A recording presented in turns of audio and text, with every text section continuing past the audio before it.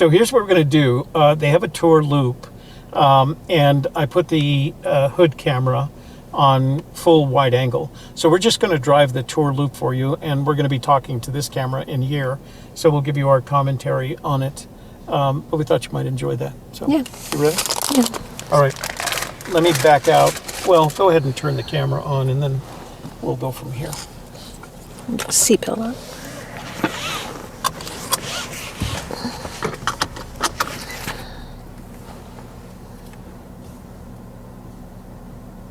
You want it on video?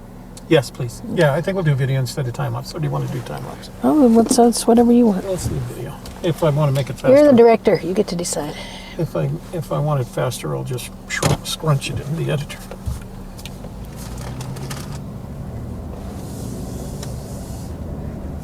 Oh, they do have a hand washing station, so. So they have porta potties outside right now because they're doing construction work on the bathrooms inside. They do normally have bathrooms inside.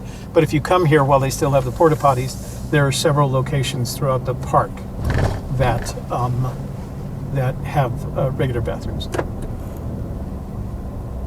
It's very bright here, so you might want to wear sunglasses. Even if you're not out on the dunes, you should have water with you. It's very dry, even during this time of the year. Yeah, desert.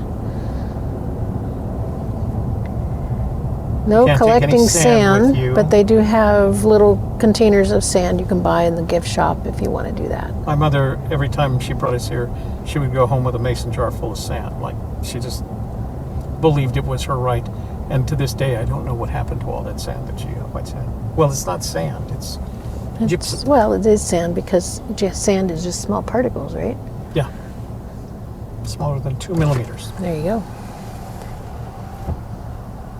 So entrance fees are $25 for a vehicle, but I have a pass. Hi, welcome to White Sand. Hi there.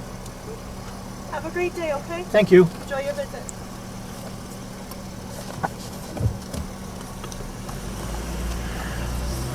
Okay, you're gonna have to guide me here. Park closes at 6 p.m.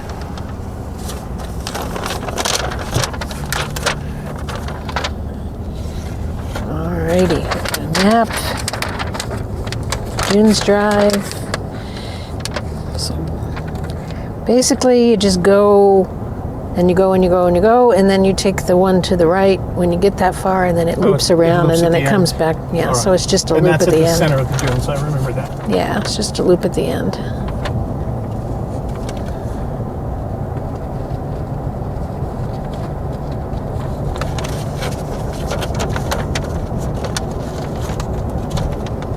Road's a little bumpy, so I hope we're getting a good video here.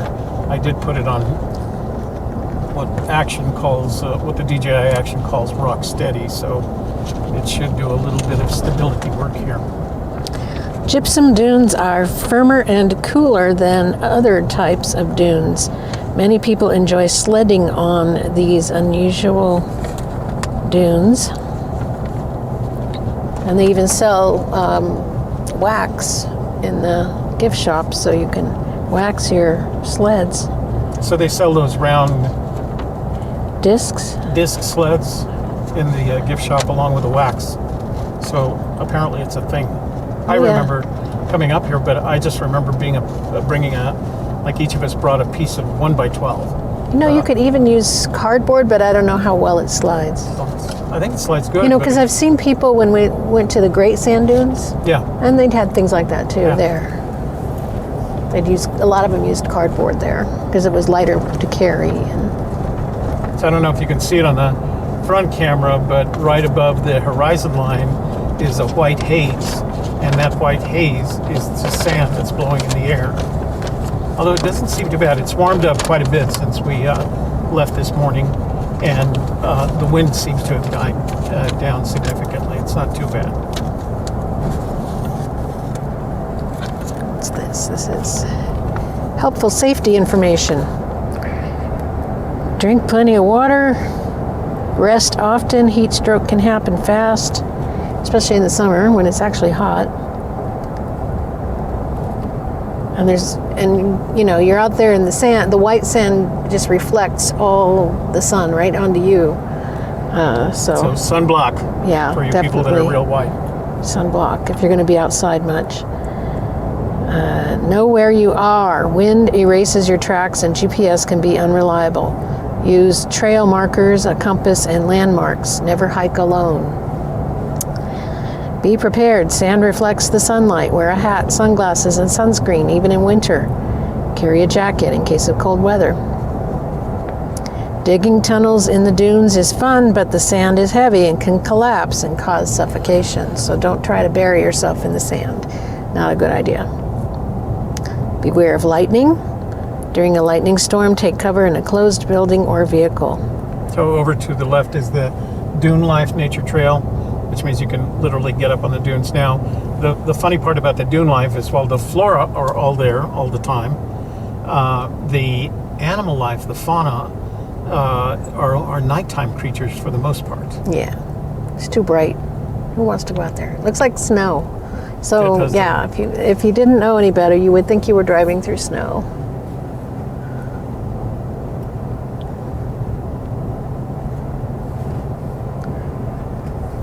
Let me see the camera.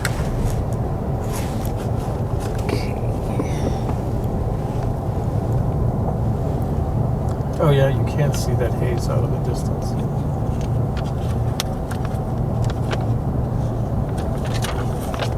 So the speed limit through here is 35, and that's what I'll do. Did they say how long this is in miles? Probably. Let's see. I may have to speed it up. I think it's like 16 miles.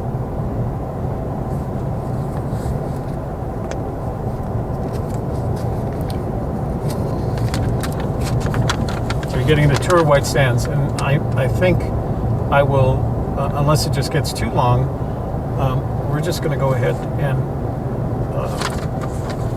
include this in the video. Let's see. Put glasses on so I don't have to be squinting.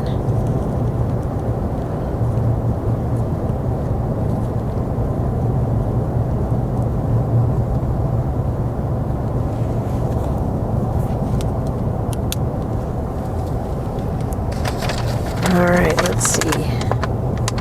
It's 8 miles to the end and then come back, so 16 total. All right, well, we'll make the loop at the end. There's a loop. Well, yeah, I mean, at the very end of the loop, Yeah. before you start coming back, it's total of 8 miles. Yeah, all right. That's good. Total. Okay, you're going to get some sun in the lens here. A little flare. Back to sunglasses here. So bright.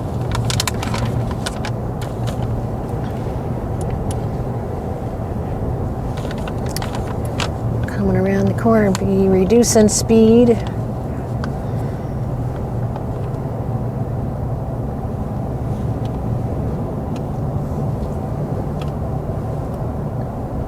Well, as a child, my parents used to bring us out here. And it was always in some kind of station wagon from that period. And I remember having restrooms on the left, on the right, and there's another nature trail up that direction Trail as with well. like a walking platform, so you're not walking in the sand. Maybe we can stop there on the way back and just get some walking footage. Yeah. And as we learned in the video, a lot of the plants that you see have very tall stems that go down through the sand into the dunes to get water. There is water just below the surface. So we're going to transition to not asphalt. So as long as you're on this road, you don't need four-wheel drive.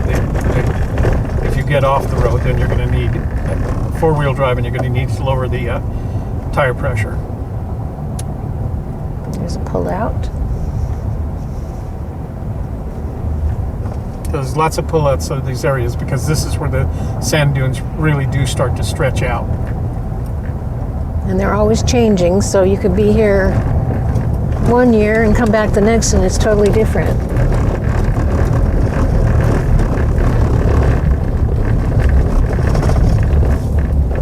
I don't know if you can hear any of this, but it's got, I'm going to call it a rough road. It's like driving on a gravel road. It's not smooth. But at the same time, although it looks like ice and snow, it's not. It's not. You're not going to slide or anything. Unless It's you get sand and compacted sand. really dramatic about the speed you're traveling. The speed limit through here is 25, so I'm at 27. I'll drop it down just a little bit. Well, I found it was interesting that the water all goes down into a basin and collects in one area at Lucero, Lake Lucero, and then it dries out and it leaves these crystals, and the crystals are selenite. Right. I didn't know that. We have some selenite. Somebody sent us some selenite. Now, selenite is, if you're into crystals, it is known for absorbing all the bad energy and neutralizing things. It cleans your crystals. If you've been using them for healing or whatnot, you combine them with selenite, and selenite will absorb and neutralize everything. So that's what it's known for in the crystal world. And so a whole lake bed full of selenite kind of thing makes you think, well, it's neutralizing all the damage that the missile range and Trinity site nearby and all of that. So maybe this is kind of neutralizing the badness. Can you hear them? Of what? That was just another bomb. Oh. So when we were standing out in front of the, I didn't have the cameras on, unfortunately, at the time, but we were standing out in front of the visitor center, and I was outside putting the camera on the hood, and there was a massive, really big bomb, and it was big enough that it had the primary explosion followed by a shock wave, and I felt just a little bit of the shock wave. So they're within, you can hear them. I was in the truck and I was watching him put the cameras together, and he got startled, and I heard the big boom, and I was like, was there a car accident behind me or something? Because I saw the look on his face, and he was like, whoa, like there had been something had happened. Yeah, that's what it was. And it was, and then there was another one following up, and you could actually hear the aircraft after the drop as they peeled off. So we heard all of that.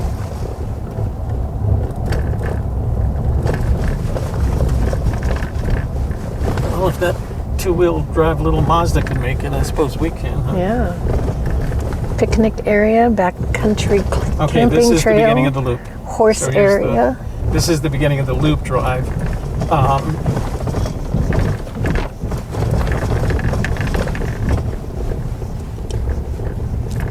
There was some at that other pullout, right? Yes. Well, we're going to stop there anyway. Yeah. Let's wait for that. So there are pullouts all along this area, Tumbleweed. and I do. So my objective is to get as So always. this is where a lot of people come with their kids to Right. Because you're right next to the dunes. As I make this to turn up sled here, you'll be down, able to and then see you it. can see some people over there with a dog. Yeah. And you got probably nobody's here today. It's pretty quiet.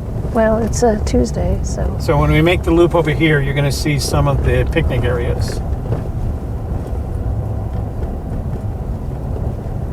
Yeah, and it's not quite as windy as we had worried that it might be, Right. but I think that's because it's in the morning rather than the afternoon. That's helpful. So here's another pullout over to the left. And again, you're right on the dunes, so if you had children and they wanted to play on the dunes, or they had sleds, for example, this is where you'd want to bring them. Now we did, we had white sand. Somebody had sent it to us, or where we got it from, but we tested it under the microscope, and it was the most uninteresting thing we had looked at under the microscope ever. So we're just like, well, there's no reason to gather this. Why would people want it? I don't know why people want it. I just say that they're there. Yeah. But yeah, well, I remember that episode as we put it underneath, and we both looked at it. And the other thing, that it was hard to light.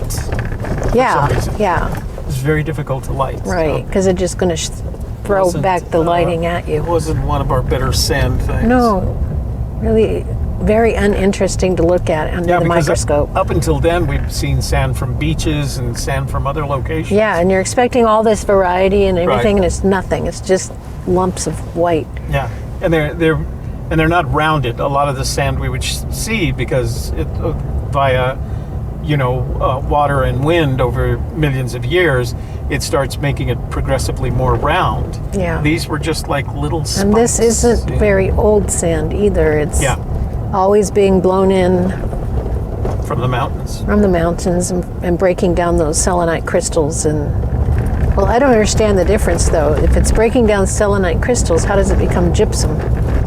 Well, maybe that's what selenite is when it's in its finest form, is gypsum. Maybe. Or run over a friend. So my goal today is, so here's another turnout. You know what? I'm just gonna make a U-turn RV through over this there. turnout, so you can see what it is. Oh, And I don't know. Is again, the turnout, is the roundabout, is that one way? well, no, we're still going around the loop here. Oh, We're okay. still on the loop, but this is one of the turnouts. So you can see that once you take one of these turnouts, it's basically hard-packed sand. I'm staying in two-wheel drive, so it's not like you need a four-wheel. Of course, you can see an RV over here, but you're right on top of the sand dunes. So if you want to play in them or get some photographs, Take your shoes off and run in it. Some Yeah. people like to do that. It's- It's good it's for like- peeling the dead skin off your feet. being at the beach, you Yeah. know, if you're a beach person, except there's no water. Yeah. So if you do happen to see a perfectly formed yucca plant in the sand, that's the picture I want. Okay. Well, there's a west filming area coming around as we start heading back. You'll see it. All right. First, this is the end of the loop, and we're turning back around at this point. Okay. So the other kind of cool thing about this is, although you'll see it'll collect on your wheel wells and things like that, the advantage is it's not salty, it's not corrosive. So all you have to do is wash it off. So it's it not gonna says there's corrode the your- Alkali Flat Trail. So that will be coming up soon. First the Alkali Flat Trail, then there's bathrooms, then there's the west filming area. And Alkali Flats is one of the places with Lake Lucero where the water collects, and where the gypsum, where water collects, then gypsum blows into it, then it dries and it leaves the selenite. So there's this rotation that occurs. What's this turnoff here? This must be the Alkali Flat Oh, it is, Trail. yeah. Or it's the west filming. Oh yeah, Alkali Flat Trail. So we picked up a little bit of wind here. It's Oh yeah, because we were on the other side of the dunes, so we Right. were sheltered a little bit from it. So I'm just going to do it again. I'm just going to tour this Alkali Flat Trail so you can see that there are bathrooms pretty much everywhere throughout the park, so you don't have to worry about that. See some people out there wandering around. And the other thing that you find out about it, having walked in both gypsum and sand, is it's firmer than sand, even on the dunes. I mean, you will make holes in it, but once it's flat, it gets very compact for some reason. I don't understand enough about it to be able to explain it to you, but Maybe because it's so much the same, that it well, again, what makes sand so gathers together. flexible, I don't know, is that they're round. That's the big deal with sand. Is they're over hundreds of thousands of years, they've smoothed themselves into small glass balls, basically. Yeah. And this is all sharp edges, so Yeah, it looks like shrapnel. clings together whenever I more. see it. So the next area is the west filming area, and then there's the horse area after that.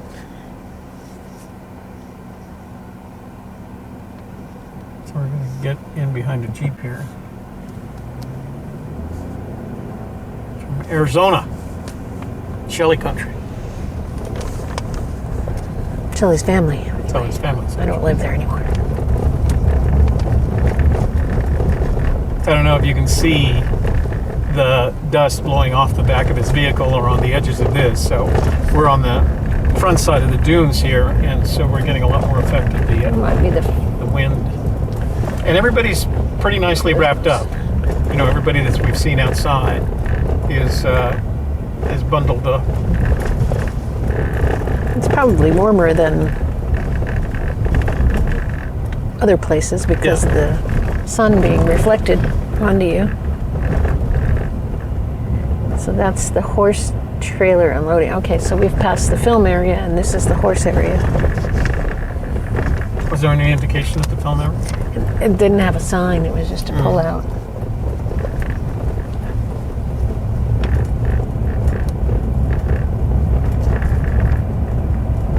Next is the Yucca picnic area. That's where we used to come. And we'd eat peanut butter and jelly. We had a choice. Peanut butter and jelly or bologna and cheese. Mm-hmm. Well, let me just tour you through the picnic area here. Nice things. So they're backed. I can make you lunch, Oh, depending on the wind. it's almost time for lunch, yeah. They have barbecue grills, and There's no big worry about fire danger because yeah, well, they'll other catch than, fires. yeah, what's going to catch fire? The sand? There's bathrooms.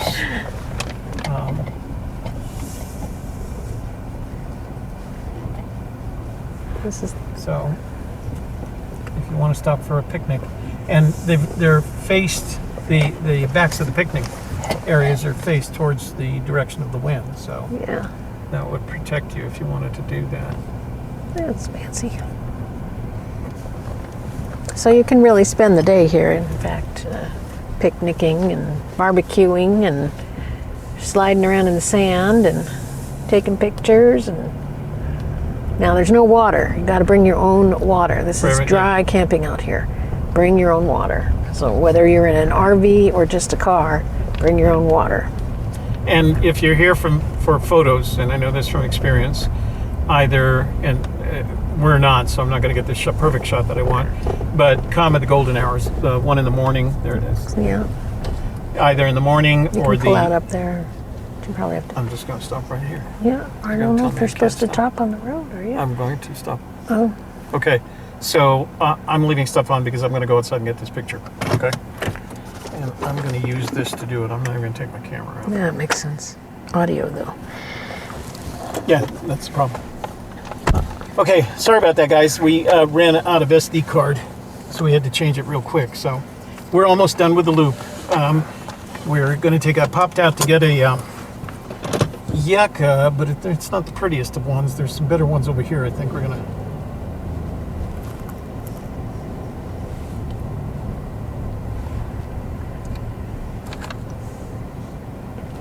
Let's see, it's backlighted.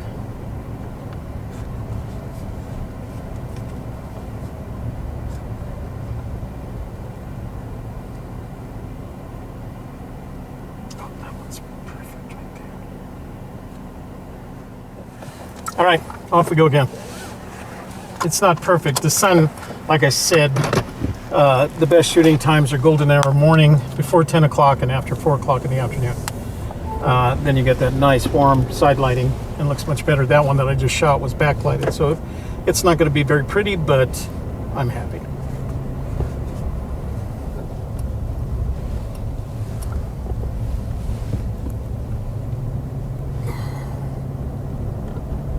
So I think we're almost done with the loop here with the stop sign. Yep, the backcountry camping loop trail is the last. So it's the only place they do allow overnight camping with tents only. And this is where you can park to do that. There's a trail that goes out, and there's a back country camping area, and you have to make reservations. All right, so when we come up on the stop sign here, that's the end of the loop trail, and then we just head back towards the visitor center. So I'm going to turn off both cameras, all right?